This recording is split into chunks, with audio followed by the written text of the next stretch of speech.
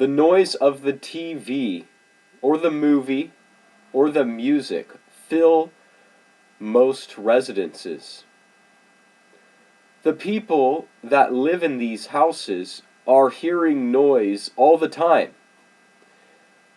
A lot of these people are proclaimed Christians, and they wonder why they cannot hear Jesus. People will come over to my house and they will say, "It seems way too quiet.